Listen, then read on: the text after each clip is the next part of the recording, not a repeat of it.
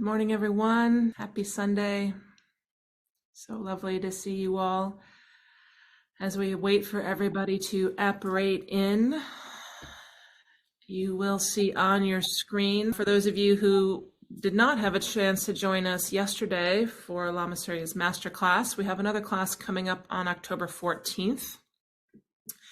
And that will be from 11 a.m. to 1 p.m. Eastern Time. So next masterclass is on October 14th, and it's How to Be a Bodhisattva, the 10 Paramitas from Generosity to Primordial Wisdom. So for those of you who've been on retreat, you know we say that line a lot. And Lama Surya will take us deep into what it means. And not only what it means and what the view is, but how to bring it to life. So hope to see you all there. As many of you know, we have our fall residential retreat coming up in October as well. So October 22nd through the 27th, we will all be in Malibu at the Sarah Retreat Center, which is a gorgeous, magical place, better than most high-end hotel locations, honestly, with the view up there. We will have our first in-person retreat since COVID began, and we're thrilled to all be together, and we're filling up fast. So if you haven't signed up, please check it out. I'll put the registration in the chat. And if you have any questions about retreat, also you can feel free to ask those at the end of these meditation town halls. John and Elizabeth today will be teaching, and they have been and will have answers, and Menla and I also are happy to answer any questions about retreat. So without further ado, I will hand things over to our dear Dharma sister and brother, Elizabeth and John. I almost called you Lama Elizabeth and Lama John, so maybe that was a premonition. Promotion. Oh my goodness. I promoted you without authorization. Good morning. Good morning. Thank you so much. Thank you, Kelly, and Menla also, who's always bringing us together so beautifully. And it's amazing to be able to get together like this. So thank you to our dear Lama Surya, and great to see you. My name is Elizabeth, as Kelly said. I'm John, as Kelly also said. So good to be here. And I love seeing all of your faces. Some of you, we saw each other yesterday at the masterclass, which was so marvelous. You know, Lama Surya's offerings with the masterclass are deep and very, very generous. So I echo Kelly's comment about the masterclasses and, of course, the upcoming opportunity to retreat together. So it may seem a bit obvious, but there's something very grounding about just starting by acknowledging that we're here, and that how incredibly lucky that is, how lucky we are to be able to do this. We get to do this, right? And as we arrive and acknowledge that fact, also holding in our hearts all those who are now alone or ill or frightened or at the behest of circumstances that are very, very difficult also. So widening our circle of care as we connect, and appreciating that we can just be together wherever we happen to find ourselves. Not to do anything or accomplish anything or plan anything right now.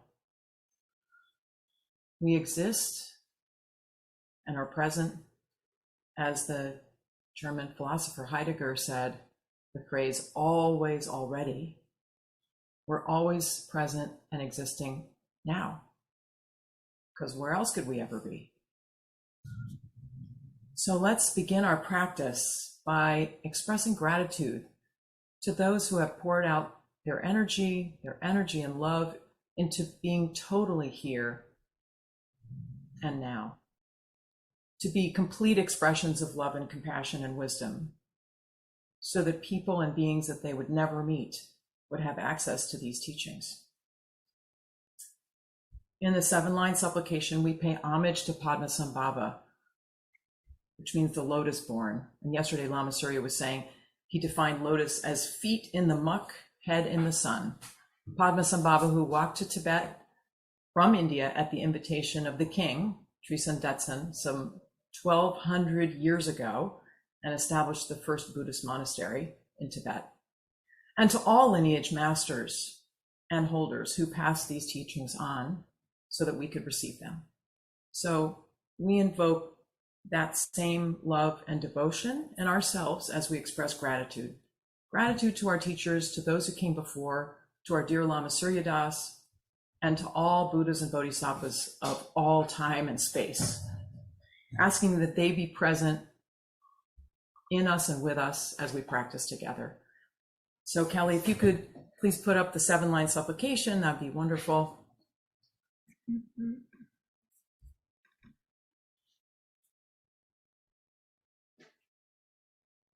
Hung urgen yuji nu jang sam pe mage sa dong pola yatsen shoki nu rup nye pe ma jung ne je sudrak kodukan romang bokor Kyehi Jesu dadruki jinji lapshi shek surso guru pe masedi hum om mahum benza guru pe masedi hum om mahum benza guru pema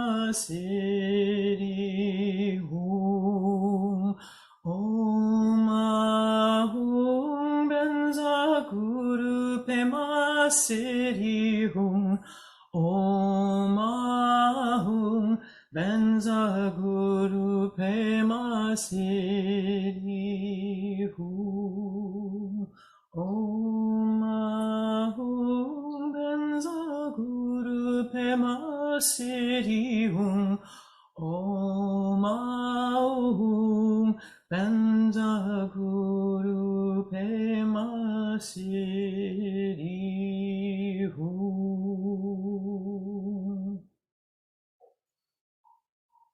Let's read the 4 immeasurables.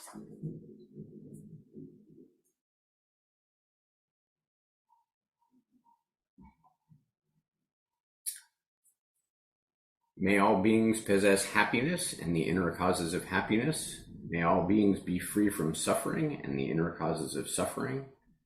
May all beings remain undivided from the sacred joy which is free of suffering. May all beings come to rest in great peace and equanimity, beyond attachment and aversion to friends, enemies, and strangers. Bless and empower us that our minds and hearts turn toward the Dharma. Bless and empower us that our Dharma practice becomes the path. Bless and empower us that the path truly dispels confusion. Bless and empower us that confusion itself dawns as primordial awareness.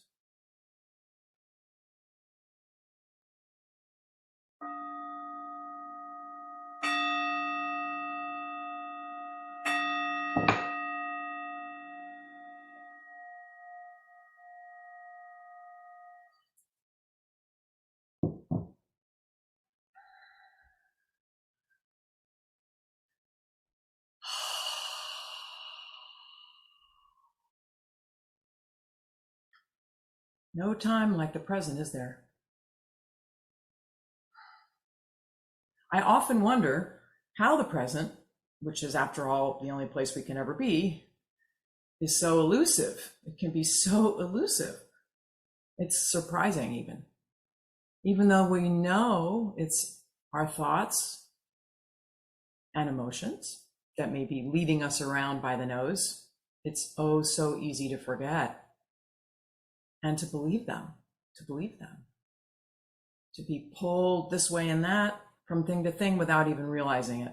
And then suddenly to notice, that moment, this moment is the moment of Dzogchen, of nowness awareness. That remembering or recognition is it. Dijam Rinpoche says that nowness awareness is the unfabricated Buddha within. When I lose the plot, and get pulled away from that present moment awareness, I try to remember Lama's instructions to gently pull on the leash of our mindfulness and take the puppy back to the puppy pad. Fresh, clear, awake, amazing.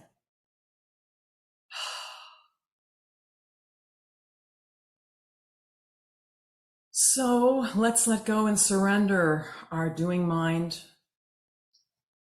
our planning mind. These are things I'm so familiar with. Our checking off the things off the list mind, the if this, then that mind, and what about that mind. So just resting, opening the aperture, widening the scope a bit, right?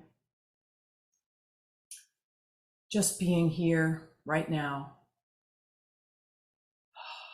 unbounded and open.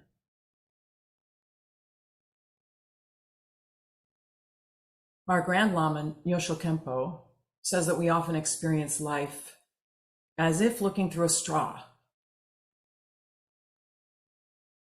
but that those who are awake have removed the straw from their own eyes. Lama Surya reminds us about what we experienced as children, lying down and looking up into the vast sky.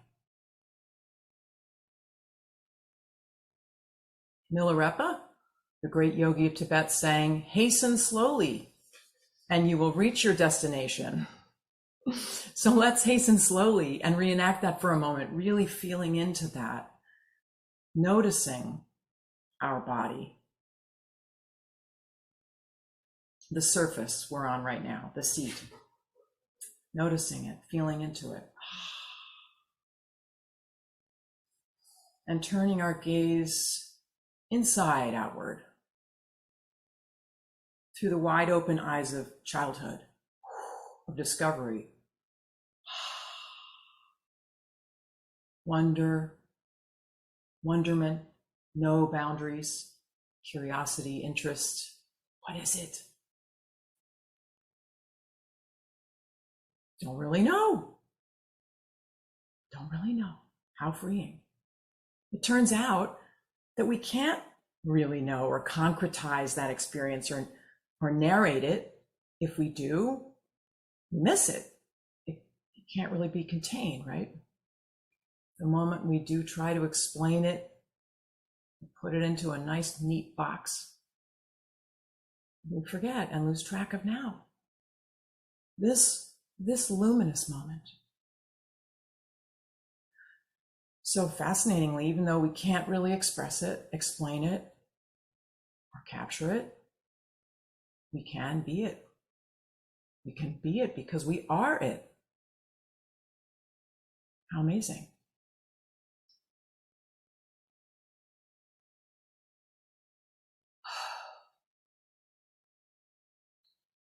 So the Buddha teaches us that the cure to what ails us is our own pure being, our deepest essence. When we can tune into Buddha vision right here and now, riding the wave of this shining moment without the pushing of aversion or pulling of attraction, that is our own innate Buddha nature. Imaho. Of course, it may seem simple, but it's not always easy. So, man goes to a psychiatrist and says, "Doctor, I have this terrible problem. I think I'm a dog." And the psychiatrist says, "Well, how long have you had this problem?" The guy says, "Ever since I was a puppy." And so that has almost nothing to do with anything, but I like it. And sorry for telling a super old joke, but Lama Surya once said, someone asked him a question like, "Can you sum up everything that you've learned in, I guess what was then maybe about 40 years of Buddhist practice?" And he said, "Yeah, I've learned I'm not what I think I am." So what do we think we are? I think most of us, certainly speaking for me, I think I'm my thoughts. I think I'm my ego. I think I'm this, little guy hiding behind my eyes with the hands on the controls and deciding my will and deciding my desires and deciding my thoughts.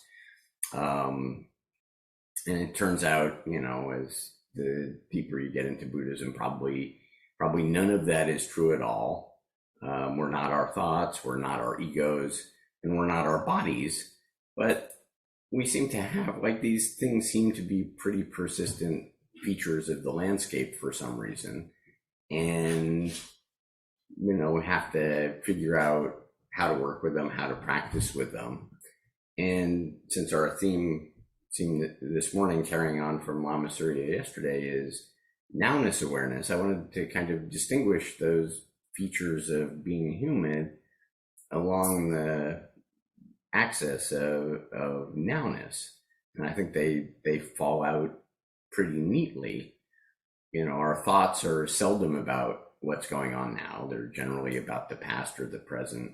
Our egos are almost entirely consumed by its story, the story of me, what happened to me before and what's going to happen to me now. And, some things were good and bad with respect to my ongoing project of puffing myself up. And, certainly there are a lot of scary things in the future that could go wrong, but I hope they go right. Whatever, it's not about what's going on now.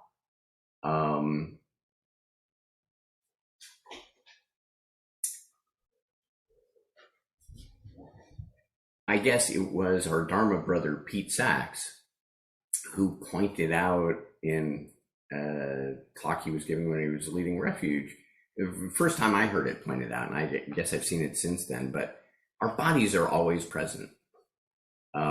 It's not clear to me what relationship our bodies have to us, or whether we are our bodies or not our bodies. And, the physics and psychology and metaphysics of that are beyond my pay grade and certainly way beyond this. But one thing is that we always are in some sort of relationship to our bodies. I mean, whatever our consciousness is, whatever Rigpa is, in being human, it seems to be somehow focused focused around, inside, in the general vicinity of our bodies. And I was making this point to a friend of ours a couple of days ago, that our bodies are always here in the now. And he was like, well, objection. I read the book, Our Bodies Keep the Score. And it turns out our bodies are full of, aches and pains that are, back when people were mean to us when we were puppies. And, that's why, you carry your shoulder, or, this or that or whatever. And it's certainly true that our bodies are subject to causes and conditions, and they're the product of all sorts of past virtues, vices, experiences, mishaps, whatever. True. But what's also true is whatever signals our bodies are sending us, they're sending us right now. It may be signals that, it hurts now because of something that happened in the past, but nonetheless, the signal is coming through loud and clear right now. So there's another friend of ours who is a kind of accomplished practitioner. He spent 2 years, and he's a young guy, but like below the age of 35, has already spent 2 years on silent, solitary retreat by himself. And he also has a master's in positive psychology, and he's also recently gotten a social work degree, and he's also an Alexander technique guy. And I only give you all of his credentials to kind of emphasize the punchline that I'm about to give you, which is, I asked him, hey, Miles, like, with all of these modalities and all of this work and all of your Buddhist study and all of this stuff that you have deeply investigated, what's your overall conclusion? And he said, stay in your body, which, I found pretty shocking. And so I guess what I want to try and investigate and maybe emphasize today is that, our bodies can be an ally in our meditation practice. They can be an instrument of our meditation practice. And you know how people say people teach what they need to learn. So I'm in large part talking to myself. I mean, I've often, sure, our bodies are both a nightclub and a temple, but I've often viewed being embodied as, kind of a nuisance, and as a structure to carry my brain around. And, if I didn't have to, wash it and feed it and exercise it and stuff like that, I'd be just as glad not to. But it seems that, in a way, whether we like it or not, our bodies can be a real benefit in terms of our practice. I remember I started out as a Zen student before my Dzogchen days, and in Zen, first time I went up to a Zen monastery, the abbot there said, "Zen practice is embodied practice."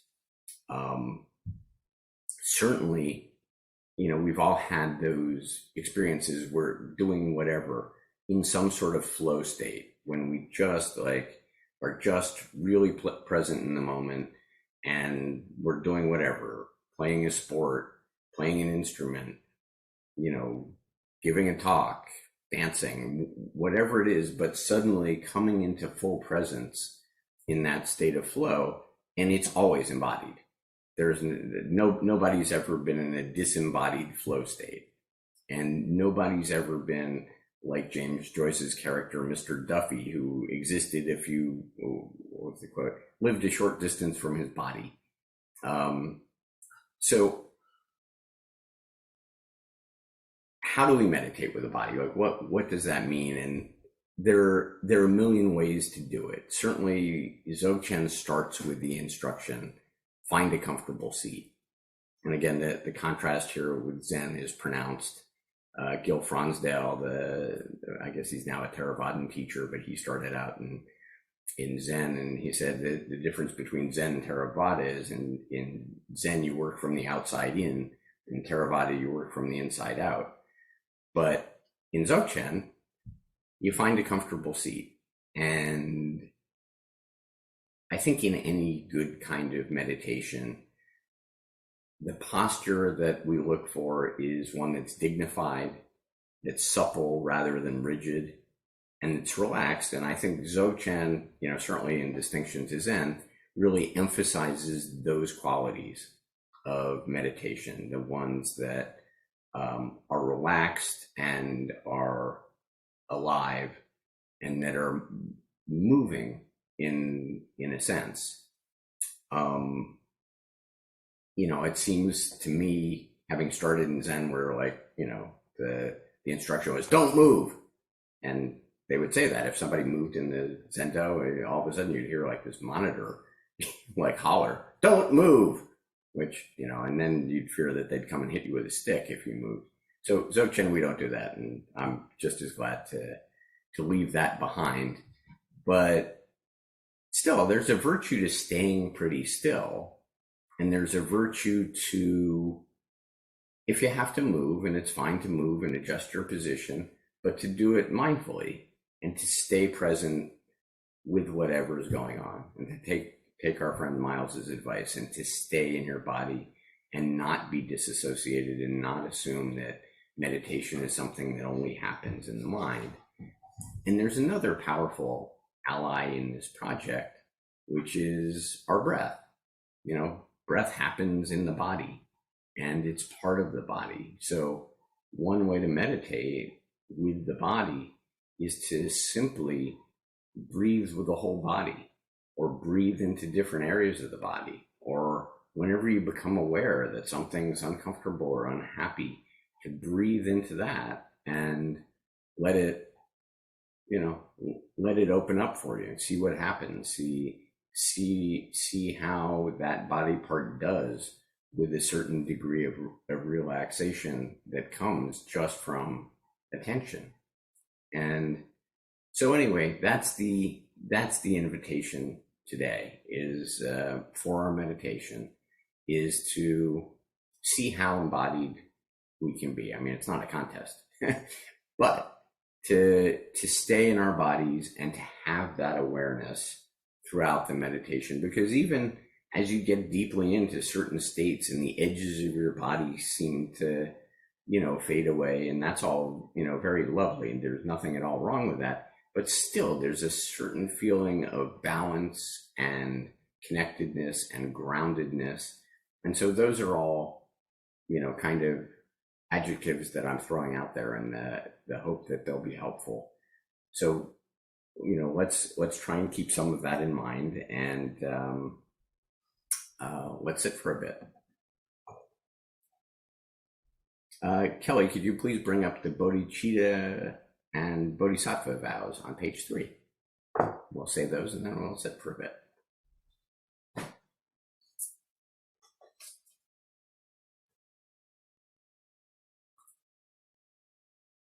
Here we go.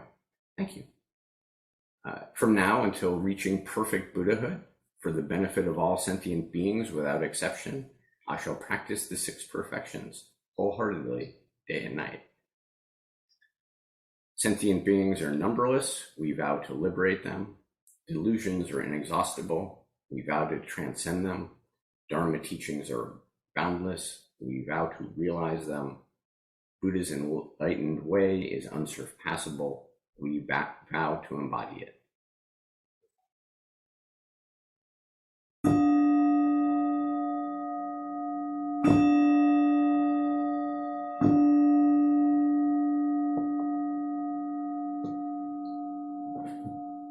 Okay, so let's find a comfortable seat.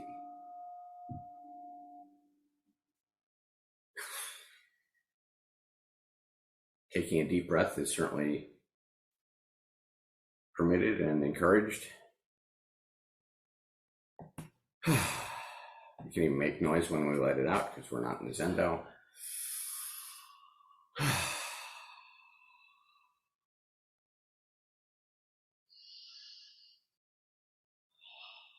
Let's just feel our bodies. Feel them sitting here. Feel the points of contact.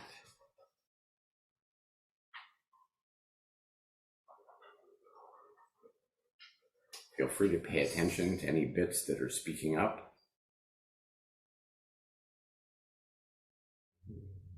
Send them some breath. Send them some love. It's okay for them to be doing whatever they're doing.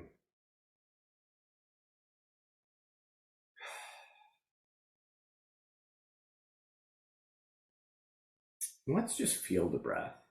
The instruction is also often, let's pay attention to the breath. But in a way, that's even harder than it needs to be. Let's just feel it. When we're sitting here in a relaxed, easy posture, it feels good to breathe.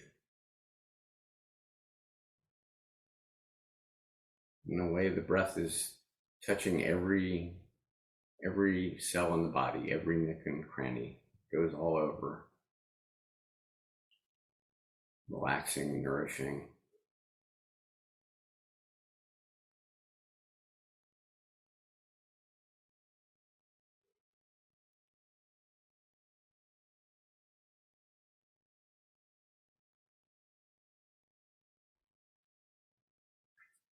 And let's stay in our bodies. There's just nothing else that we need to do.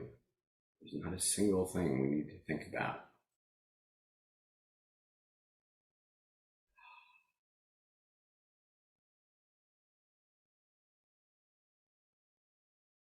Inhabiting our bodies fully, whatever that means, but sensing into them, just being them, letting them be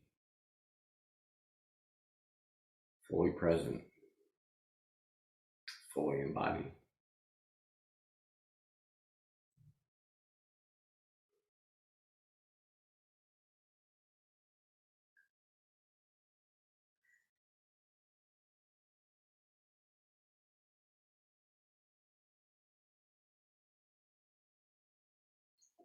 Will Johnson, another embodiment teacher uses the metaphor of stalks of bamboo swaying gently in a breeze.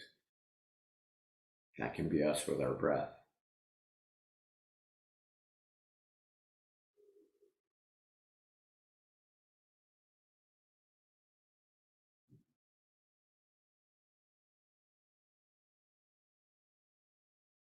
Any connection to our body, any connection to sensation is enlightenment itself.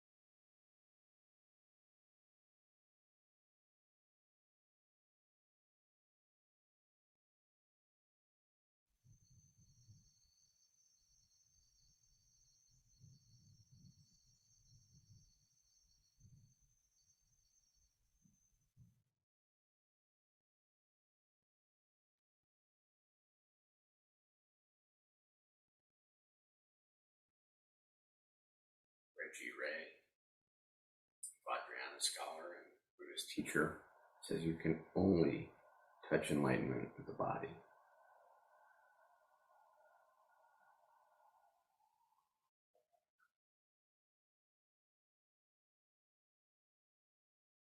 Every second of body awareness is it. That's it.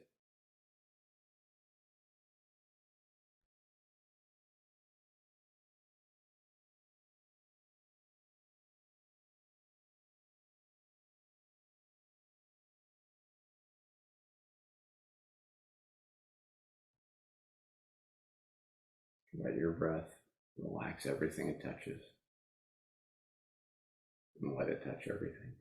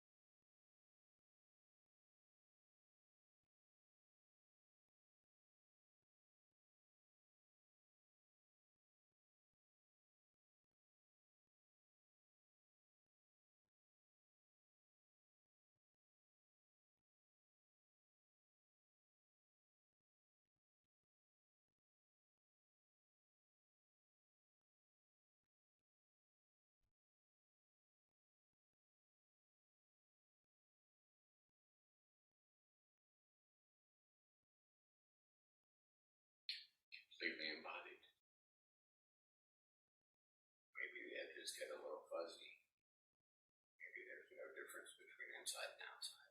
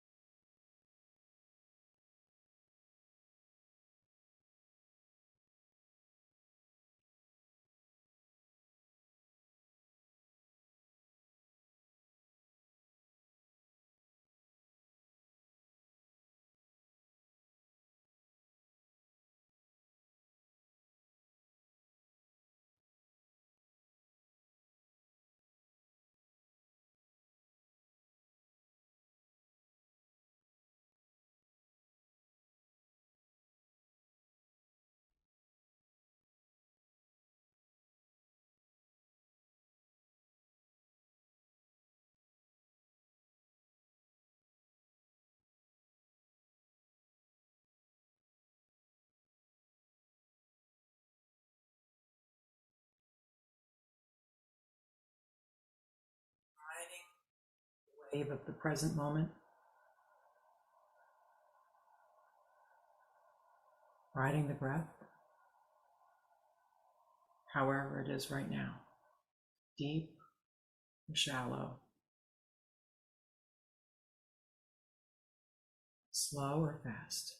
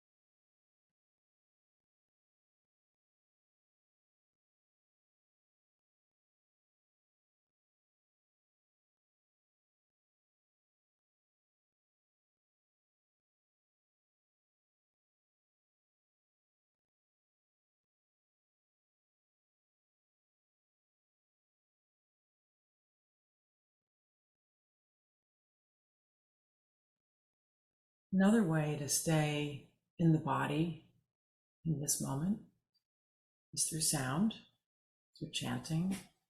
And as we come to the end of our time together, it's really, I find it's an invitation to presence, to chant together, and especially together.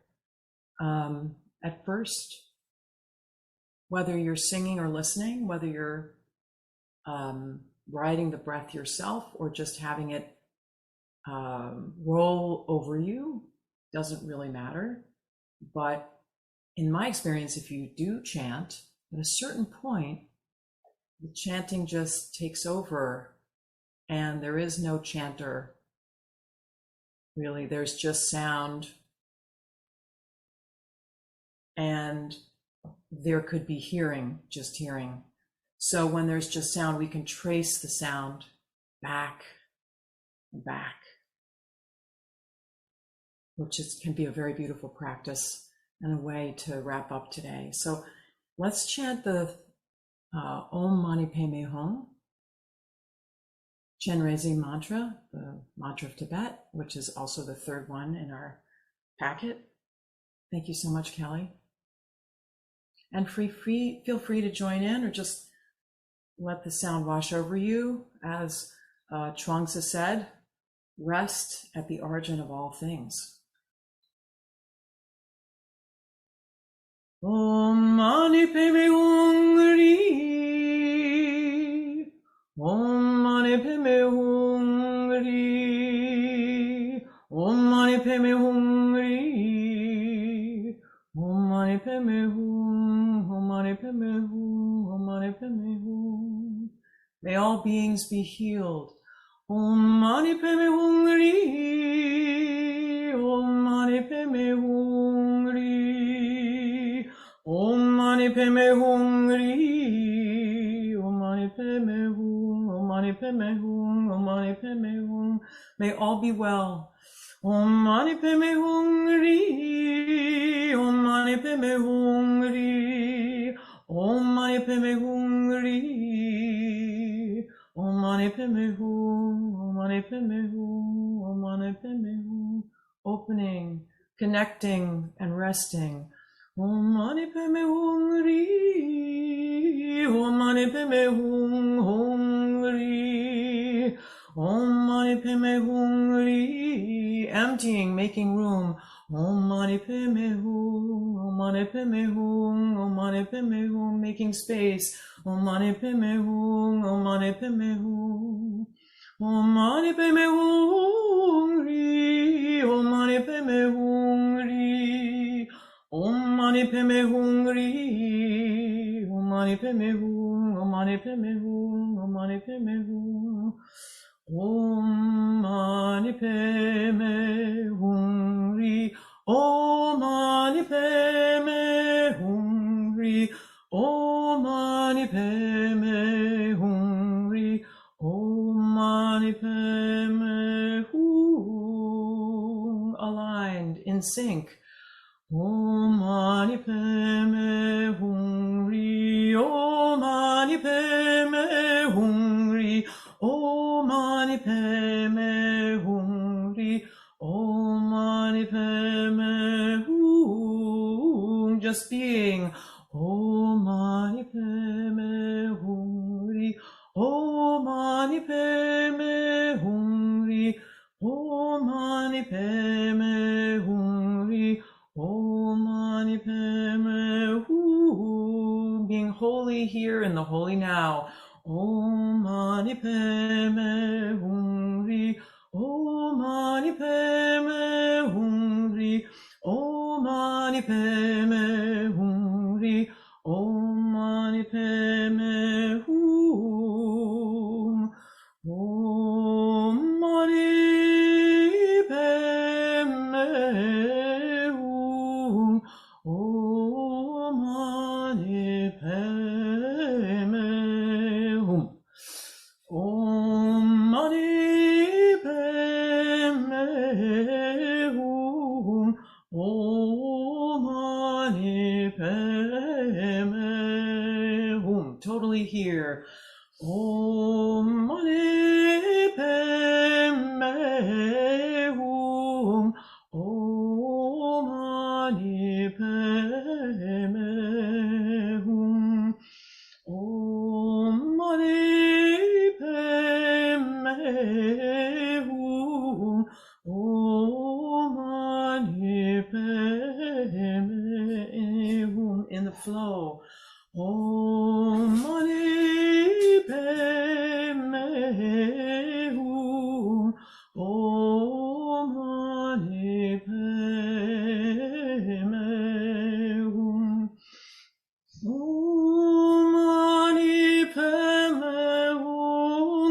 Om mani padme hum. Love to all. Om mani padme hum. Om mani padme hum. Om mani padme hum. Om mani padme hum. Love to all and gratitude. Om mani padme hum. Om mani padme hum. Wishing all others well. Om mani padme hum. Om mani padme hum. Om mani padme hum. Om mani padme hum.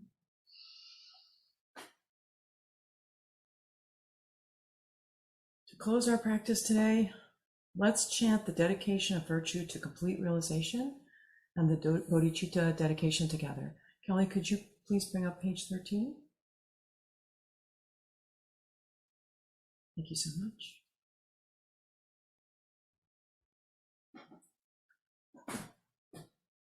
Kewadi nyududak zokpachen podrukyune trowachi kyang malupa de salagopasho.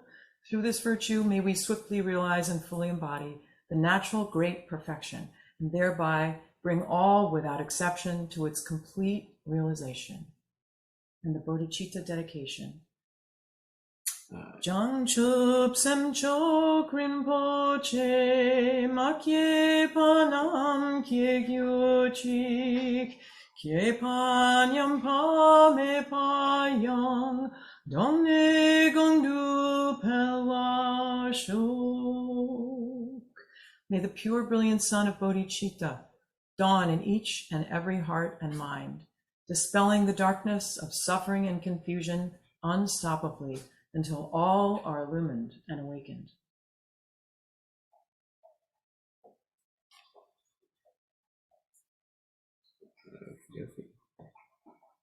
And through the merit of this, may the light of the Buddha's precious teaching remain for ages to come, the ground for every single kind of benefit and happiness.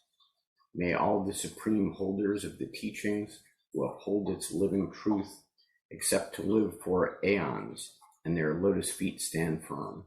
So the sun of altruism and well-being in all its blazing splendor shine the bright light of study and practice of the Buddha Dharma throughout every corner of the universe. May all beings everywhere, with whom we are inseparably interconnected and who want and need the same as we do, may they be awakened, liberated, healed, fulfilled, safe, and free.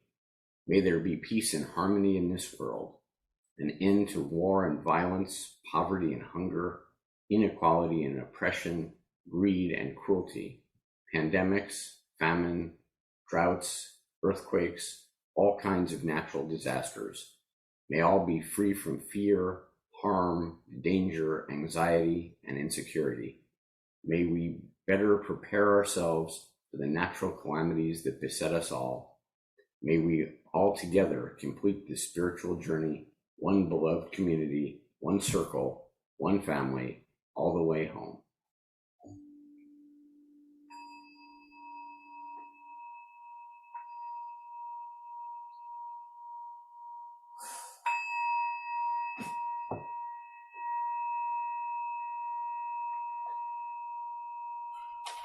So I think Kelly has or will post a link to a Tricycle Magazine article by Reggie Ray that I was a little bit referring to, and I think is a good place to start it. You know, it's so interesting. He taught at Naropa for decades and decades, and wrote 2 books on Vajrayana, each of which was 500 pages or so. And after all that, by 2007, his thing was meditating with the body. So anyway, there's his tricycle article from there on meditating with the body, and many other resources, but that's a good one to start with. Anyway, does anyone have any questions or anything they'd like to share before we part ways? Any questions at all, please feel free to put them in the chat. Beautiful practicing with you all today. Thank you both so much. It's really Thank you. Thank you all. Pleasure.